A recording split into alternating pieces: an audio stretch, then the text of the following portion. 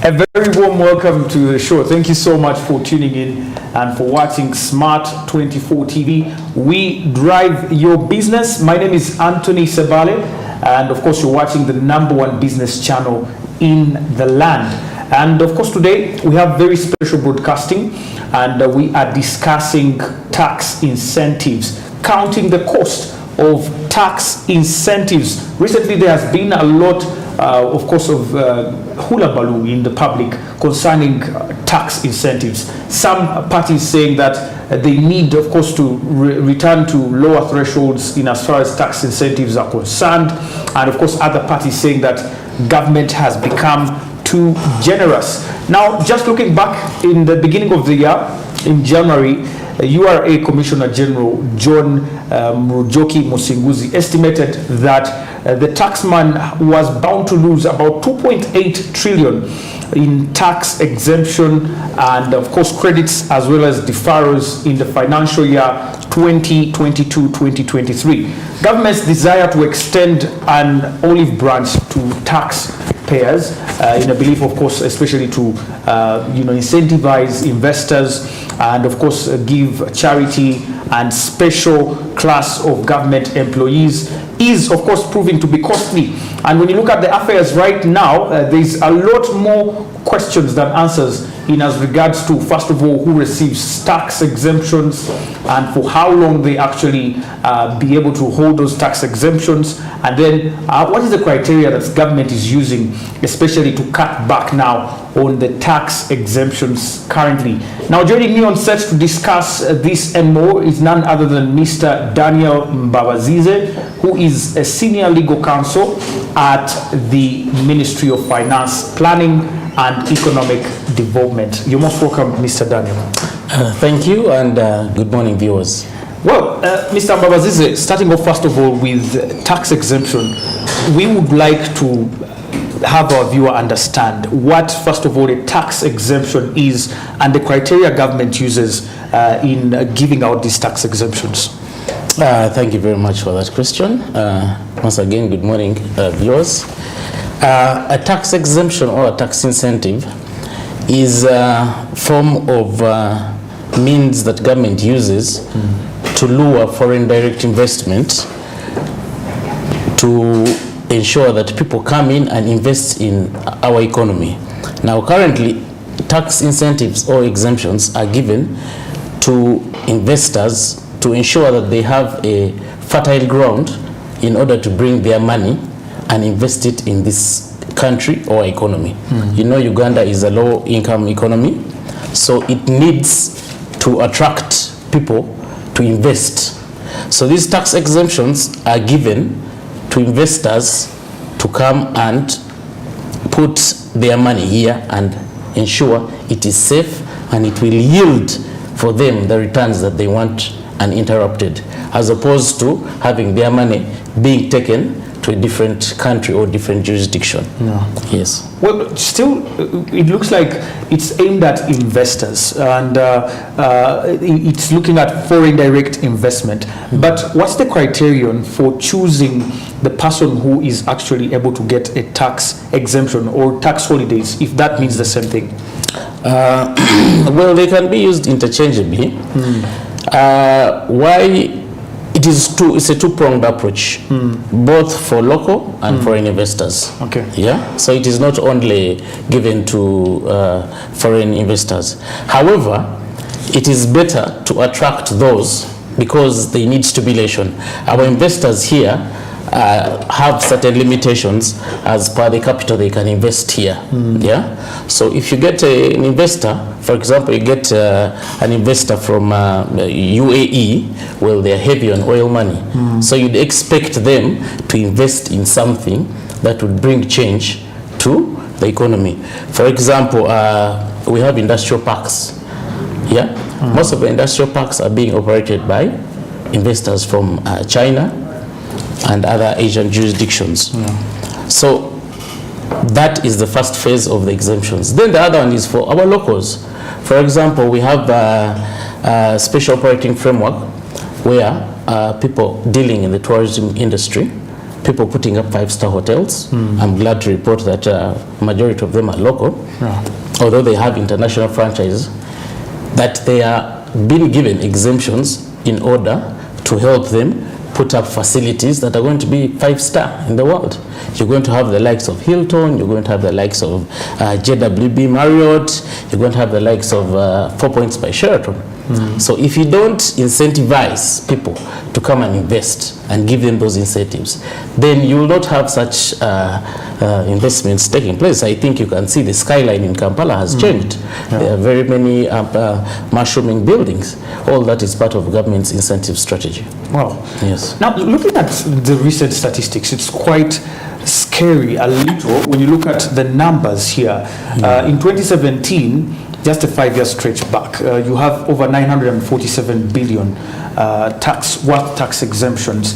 Now, today, by the close of a financial year, last year in 2021-2022, we had to a tune of up to 2.4 trillion and over 2.8 trillion in the recently concluded financial year. For this reason, the Honorable Minister of Finance, Minister Kasaija, said that they will be cutting back on tax exemption.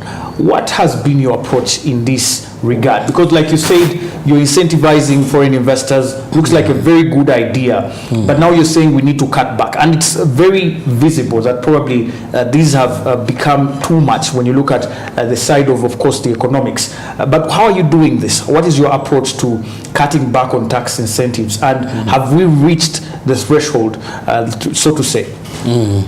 Thank you very much. Of course, we're cutting back. First, we began by reducing the discretionary powers of the minister to grant these exemptions. Yeah, before it was not embedded in the law. These exemptions were not embedded in the law, and they were upon the discretion of the Minister of Finance to give these exemptions or holidays.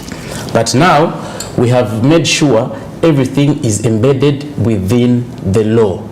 Now, there is no exemption that is not within the law. Already that cuts out any form of what someone would say that, oh, some people get exemptions using crooked means or not. But was that fair as well? Having, for example, the Honorable Minister have the final say on who receives a tax exemption and who doesn't? Yes, I know maybe it has changed under the law, but was it fair before? Well, it was fair to the sense that then we didn't have a very strong tax system in place. Yeah, if you go back to the early 90s, before 1997, we had taxes that were not fully embedded in the law, and because it was a recovering economy, and there were structural adjustments that were trying to do from IMF and World Bank, so then the presumption was the minister now should first be the one to decide, and then the economy had not grown to such a level where there were alarming amounts of monies that would maybe have been lost through the exemptions. So we started one by one embedding them in the law, putting one by one in the law, and now I can successfully say that every exemption that is granted is embedded within the law. If it's not in the local laws, it's in the East African Customs Management Act at the EAC level. Yeah. What laws are these that are now governing tax exemption? For example, for Uganda's case. For Uganda's case, we have the Income Tax Act that is charged with the income. We have the Excise Duty Act, where there are exemptions like for local purchases, like for purchases of cement. We have the Stamp Duty Act, where the registration of documents, for example, mortgages, loans, debentures, for business purposes are all exempt. We have the Value Added Tax Act, where purchases on strategic investments, for example, in the tourism sector, putting up a 5-star hotel, manufacturing sector, supply of items like cement are exempt. Then you have the East African Customs Management Act, which is a regional act that is superintended by the 5 East African countries, which deals with especially the imports. The imports that are brought in for the projects. I mentioned, for example, example, the special operating framework that we have, there are some items that are not locally available, and because some of these franchise, they have specific standards that they are supposed to be followed. For example, W Marriott will say that we need a dimension of so much, the room has to have a certain thickness of wall or something like that. So under the EAC, we exempt the importers of those for those special operating projects. Yes. What are we getting, or what as a country, how are we benefiting economically from tax exemptions? Because we are having a budget now of 52.7 trillion plus, and URA has an ambitious target of over 29 trillion to be collected in the next financial year. This is a rise from 25 trillion last year, and even from the previous years. We've been actually increasing our targets as per URA standards. But then you're seeing the tax exemptions have also been going high in the past 5 years. So what has been done, or out of the tax exemptions that we have so far given, how has Uganda, or how have Ugandans benefited? I might wish to divert you a little and allude to a certain saying that when you're courting a lady, you don't know what you'll get out of the courtship until you get the marriage. So, as a low-income country, Uganda first needs to attract the investment, because you can't have your cake and eat it at the same time. So it is a sacrifice government has made and said, no, let's give these exemptions for the greater good.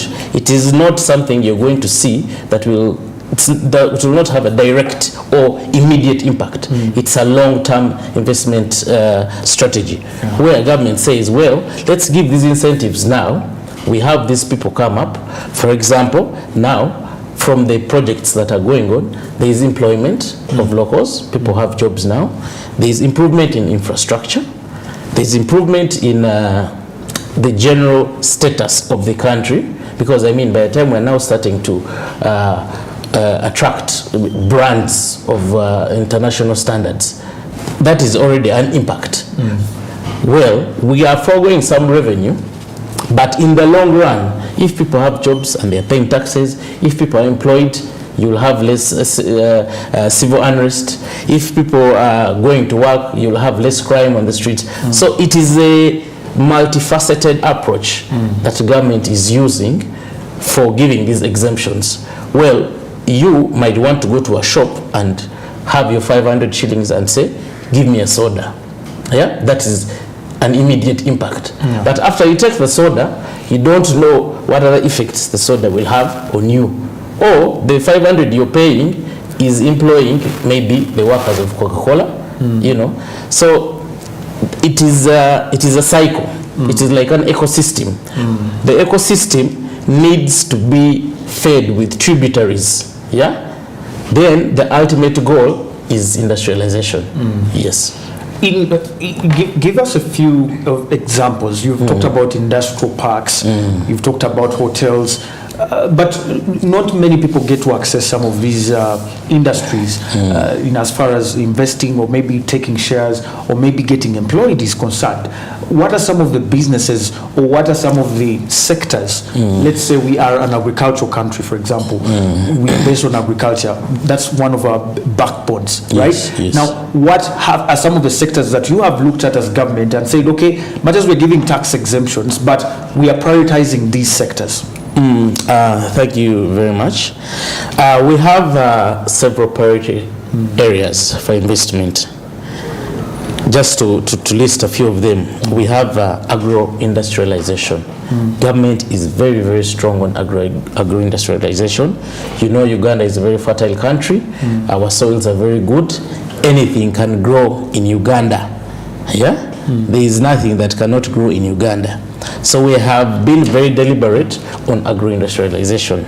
So under the laws that I had mentioned, for example, under the Income Tax Act, we have given exemptions for all the agro-processing. The income derived by a person from undertaking agro-processing is exempt. Under the VAT Act also, agro-industrialization is exempt. The VAT exemption on agriculture supplies, animal feeds and premixes, crop extension services, irrigation works and sprinklers are all exempt from are all exempt as part of the agro-industrialization strategy. When you go to the East African Customs Management Act, all the inputs for agriculture, the hose, the forklifts, all the inputs, the machinery, plant and machineries for agriculture is all exempt. Yeah, so it's upon the people to come and say, well, I want to import the number of certain number of hose, and you will not pay any tax on the agricultural inputs that you're giving. Same as the income that you will derive from the agriculture. That is for any local that is interested in that. Yes, any local. Wow. Yeah. For example, under their hose, their plows, harrows, seeders, agricultural sprayers, their fertilizers, refrigerated trucks, agricultural chemicals, veterinary chemicals, agriculture tractors, all that is a whole plethora of incentives under the agricultural sector. Under the tourism development, tourism development, we are encouraging people to put up hotels so that we improve on our tourism sector. So there are several incentives under the tourism sector. Like I've told you, people who are importing TVs, people who are importing things for hotels, fridges, all those exempt. So you start up your hotel, 3/4 of the items you're going to use in the hotel are free. So that is the tourism sector.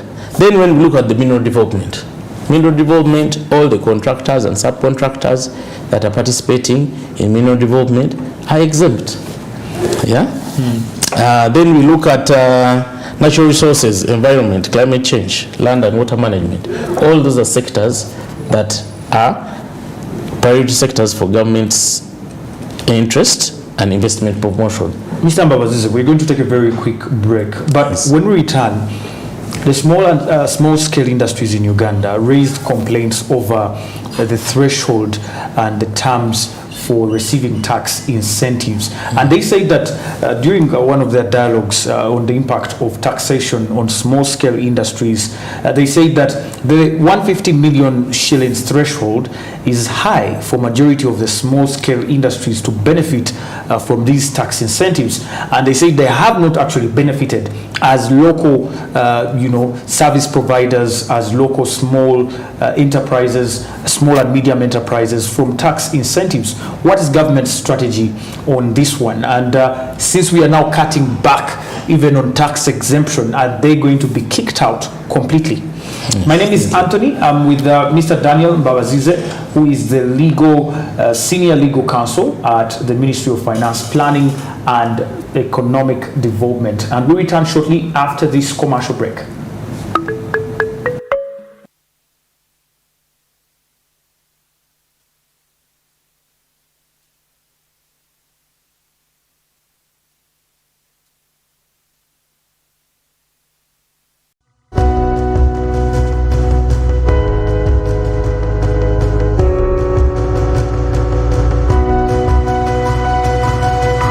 Smart 24, driving business.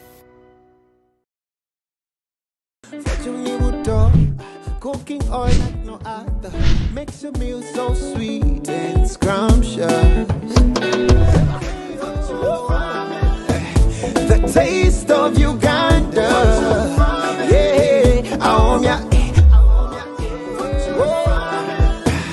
the taste of Uganda.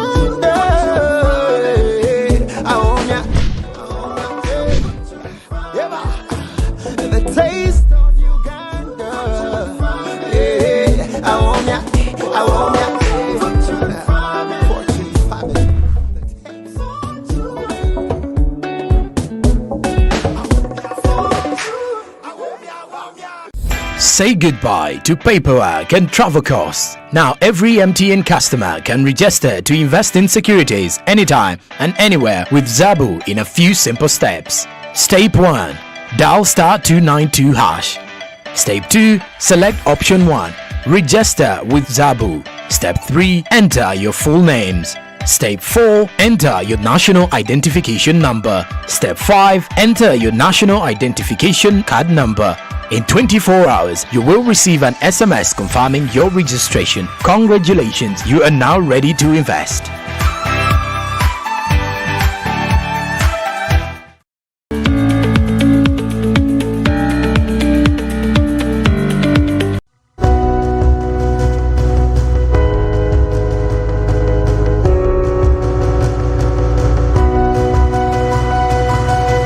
Smart 24, driving business.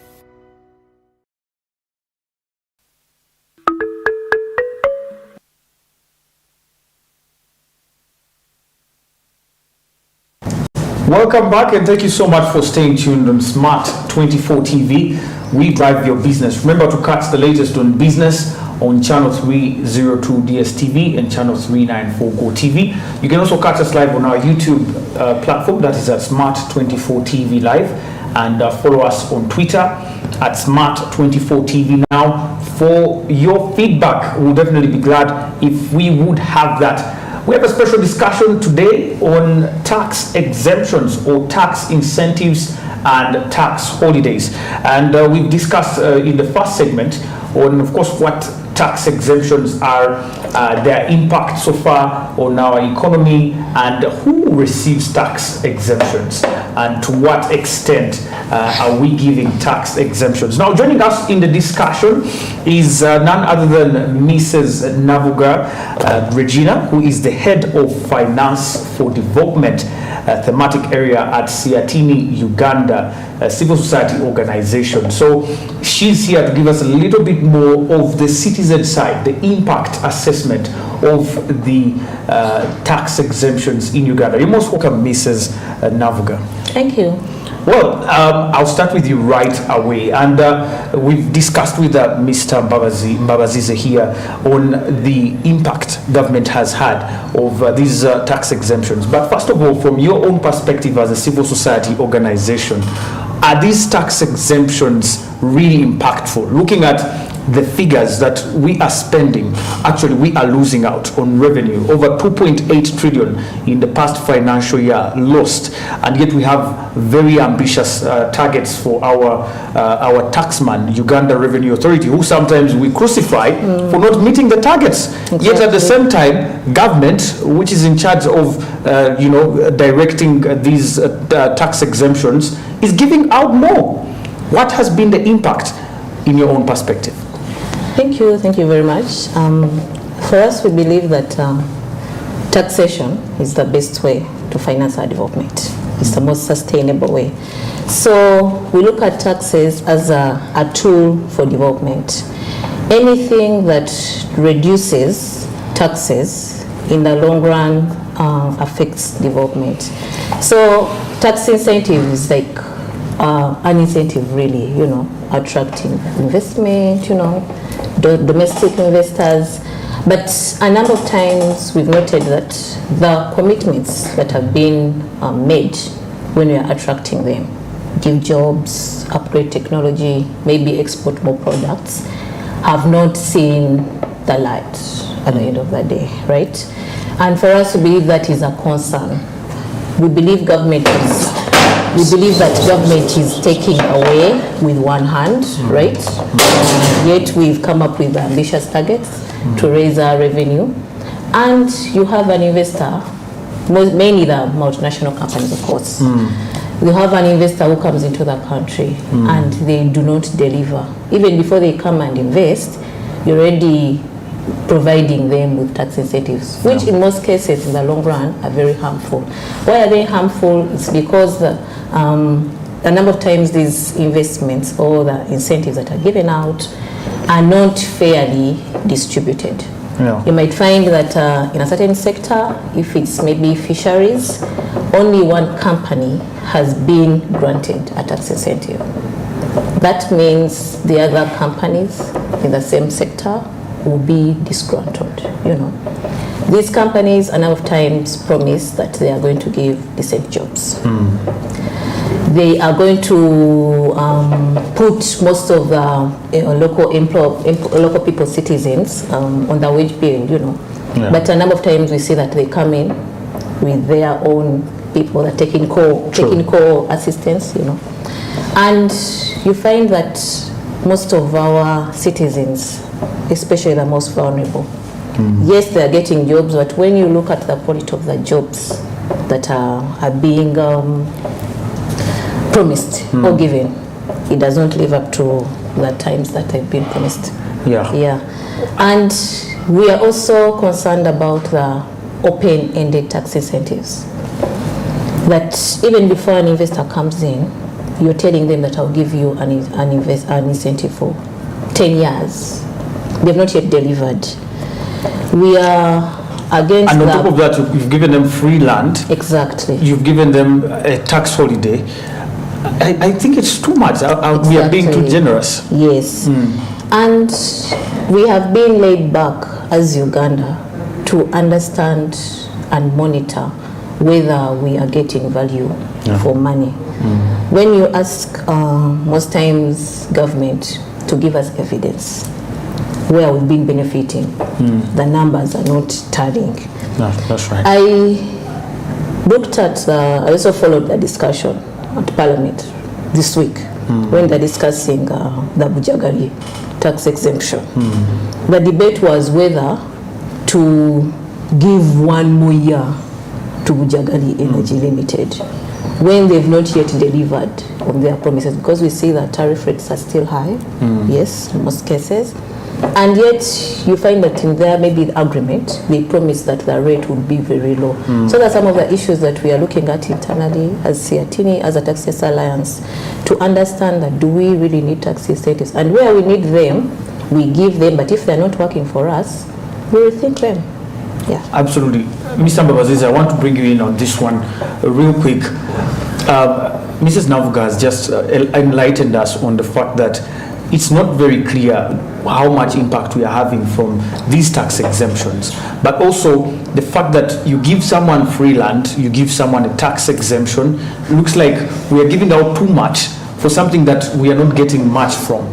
And when you look at our previous discussion, we ended with a question of small-scale industries, for example, that were complaining. They're saying you're giving them a very high threshold of 150 million for them to be part of the tax-exempt bracket, and it's unaffordable for them. Now, the investors, the foreign investors, some of them who bring in expatriates to work in their companies are being granted these tax exemptions. Isn't this unfair for our local small-scale industries and, of course, for the citizen? Thank you very much for that question and a set of questions. But the answers are more to the responses to Regina, since she was not around for the first part of the show. I would request that as I answer Regina, I also bring in and conclude with the small scale. Now, there is an assertion that the incentives are not fairly distributed. I don't know how much fairness you want from something that is in the law. These incentives are in the law. Like we had discussed earlier, under the laws, the Income Tax Act, the Value Added Tax Act, the Excise Duty Act, the Stamp Duty Act, and the ESC Customs Act. All those incentives are embedded. So I don't know if you want government to go and pull you out from your bedroom and say, here are the incentives. There is no better way government can communicate these incentives as opposed to them being in the law. So it is maybe lack of awareness of certain people, or people are just shrouded in this thing that tax is a very complex thing. You have to employ a lawyer, you have to employ an accountant. No, these things are in the law. Read the law, interpret them, apply, and you'll get the exemption. So I don't believe in the assertion that the taxes are not fairly, the exemptions are not fairly distributed, as she said. Now, when we go to the issue of employment of local citizens, most of the citizens or most of the exemptions that are granted, there is a requirement to make sure you employ 70% of the local citizens. Now, we are not highly specialized in certain areas.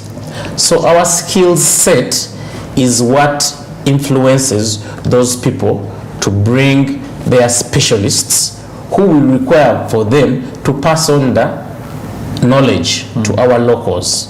Yeah, so she was saying that yes, there's a requirement for 70% locals, but they're doing very, very menial jobs. Yes, because the skill set is yet to be developed. For example, how many Ugandans maybe are specialized in mixing chemicals for batteries? You know, we have a very small skill set. That's why the president is always making a case for scientists. Yeah, so the top management of these companies that grant incentives, it's because of the skill set.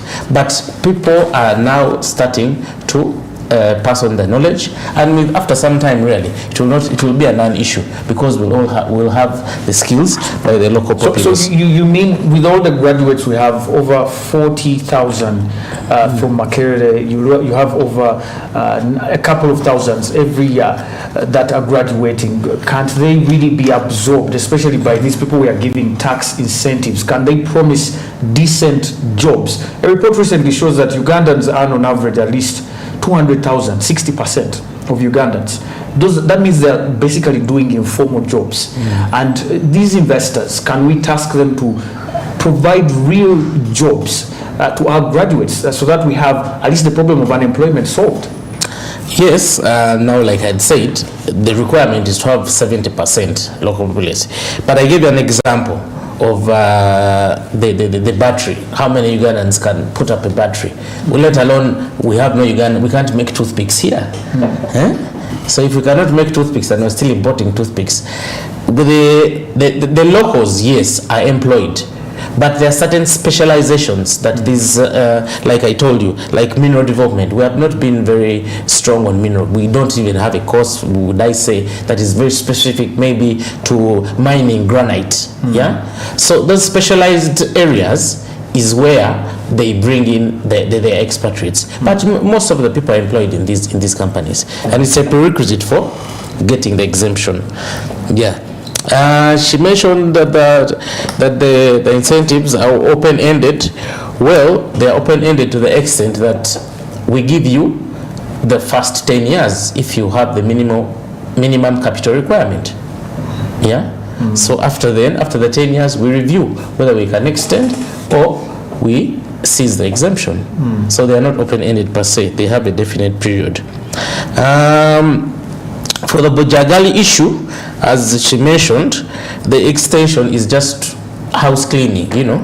Certain things, maybe defaults on government side. You know, construction is not like putting a what are they called, the things the kids use? The logos. It's not like you put piece after piece after piece after piece. No, there are certain delays that may be made. So maybe it was an issue for Bujagali also, but I'm sure it will be rectified. Then now, when we go to the threshold for SMEs, we have a very big problem in Uganda, which is informality. Informality is a very, very big problem. People prefer to be in their one shop selling different items. You go to an arcade, for example, yeah, you find on like the third floor, there are 8 cosmetic shops selling similar products. Yeah, now all those become SMEs in a way that because of their informality, no one wants to come formal and say, here is my TIN number or the receipt. Now URA is running the e-receipt. Have you got an e-receipt recently? No. You? Have you? No. You see? So the informality is what is holding back most of our people. They don't want to come into the formal sector. So that threshold is nothing if people formalize, because the incentives you get even from formalizing. What would you mean by formal businesses? Formal business? Yes, a formal business. Where someone would give you an e-receipt. You buy, they give you an e-receipt. You pay rent, and they give you a receipt of the actual rent, not of saying the rent we have paid is so much. When the taxman comes, you say this. Yeah. So formality of businesses, like when you go and they give you a receipt which shows VAT is charged so much on the meal you have eaten. How many people give those receipts? Yeah, so that is the issue of formality. So the threshold wouldn't be an issue for the SMEs if only they would come out and be formal. Mrs. Navuga, yes, your response on some of the issues raised here. I wanted to interject that the period of 10 years is really long, right? An investor can come in because you've ticked the box. That's okay. They've promised to give 1,000 jobs. They promised to bring in the technology. By the time it gets to the 8th year, 7th year, they've already even got the profits, and at the end of the day, they will be claiming losses by the time that even the tax incentive tenure is ending. What we need to do is to look, for us as CSOs, we are proposing 5 years. I know government is proposing 7 years, going forward. 10 years is a long time. And I know in the tax expenditure governance framework, some of these issues have been thought through, with input from a number of stakeholders. And I believe that it's not right for us to attract investors before we see what they've delivered. What we are looking at is to see performance-based tax incentives. If you've promised to deliver 1,000 jobs within the 5 years, there must be 1,000 jobs. We come and assess. Then we can start from there. We can talk. But this issue of giving an incentive even before you start production, before you bring on board, deliver what you've been, what's in the MOU. For us, it's an issue. And going forward, we see that globally, a number of countries, when you talk about tax incentives, there is a debate on the 15% corporate tax. I know we are against it because for us, we look at the threshold of 30% as Uganda and other countries in Africa. Increasingly, we'll see a few years from now, if a country gives a tax incentive, say Uganda, and they've agreed that the minimum threshold for giving corporate income tax is 15%, if that goes through, and then Uganda says we're giving a tax incentive of 10% corporate tax. The difference of 5% will be a benefit to where that company is, where it's headquartered. So we'll be losing out in the long run. We believe that as the ESC region, we need to walk this journey together. If Kenya is giving different rates, lower rates, Uganda is giving a higher rate, that is, it works against us as ESC countries, because one investor will come from Kenya, run to Uganda, run to Burundi, and then create that harmful, that bad competition within the ESC partner states. And he has talked about the law as well. Exactly. He has talked about the fact that they're in the laws. That's okay, but within instances where an investor is given a tax incentive of pay as you earn, why should you give an investor that tax head of pay as you earn? Because bill that comes from the what? It's us, the workers, who are paying. So what should be given as a tax incentive? Who qualifies? And I believe, I also agree with you when you say that they're in the laws, but most of our people, the business people, don't know. So maybe we need to work increasingly together to demystify these issues, the opportunities that are available, and we see how we benefit as a country as a whole. Well, thank you so much, Ms. Navuga. Now, as we wind up, Council, we want to get your perspective on the government's way forward. We want to get a way forward on what government is looking at next. Are you going to cut back? Are you going to push for more tax exemptions? Are you going to actually also focus on the local investors? Yes, we're absolutely going to do that. We're cutting back on the discretionary powers that have been embedded in the laws. We are cutting back on the number of years. We agree with the proposal that the number of years should be reduced from 10, maybe to 7 or 5. But if I get to a point of saying that we give everything upfront, she was not in when I gave my example of courtship.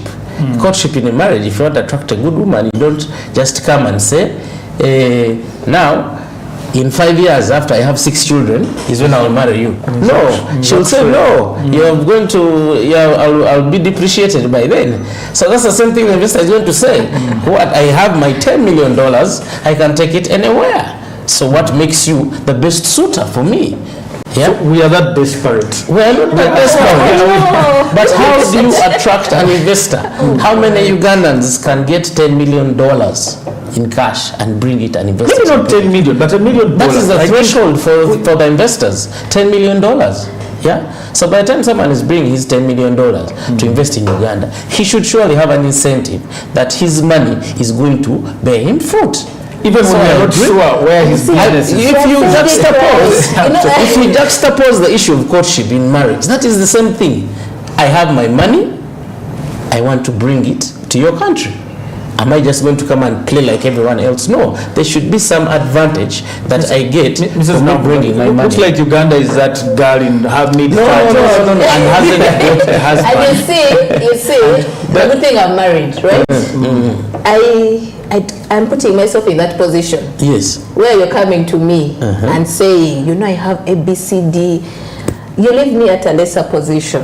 Yes? We should be, I know you have seen something good in me. Yes. It's not, it might be 80% to 70%, but not 80% to 10%, ideally. That's why we and give that's 10 where, years. no, And not it's a 100 mutual, years. it's a That's mutual why- that's why we don't benefit. give indefinite. And for us, we believe that even investors are not doing us a favor. Yes, they are, but not entirely.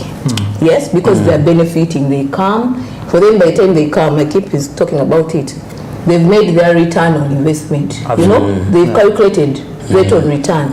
How much are we benefiting? So 5%, 6%, yes, we can go. When we get there, we shall see what to do. You know, it's that math that they do. Even Uganda does the same thing. So we need to find a way of benefiting fairly from both companies benefit as well as Uganda. Yes, absolutely. yes. Thank you so much for that. I don't know, you have one last Just one last route.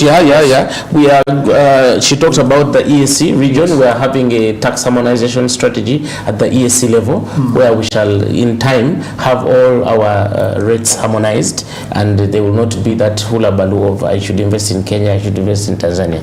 It will be one rate. So it's ongoing at the EAC level, and also through the tax expenditure governance framework, we are addressing the issues of exemptions, and we shall be improving on the reporting lines on who benefits, how they benefit, and Wow. Thank you so much. There you have it, ladies and gentlemen. Thank you very much, Mrs. Navuga. Thank you so much, Council Mbabazize, for your submissions. That's it from us. The tax incentives are still there are quite a number of questions, but at least from this discussion, government's approach is going to be different, probably in the next financial year. Looking at tax, cutting back on tax exemptions, but also getting to evaluate who really deserves a tax exemption. And of course, what are the terms and conditions? And along the way, we need assessment of impact of these investors on our economy, as well as our people or the citizens of Uganda. My name is Anthony. I'll catch you next time. Have a good day. Bye for now.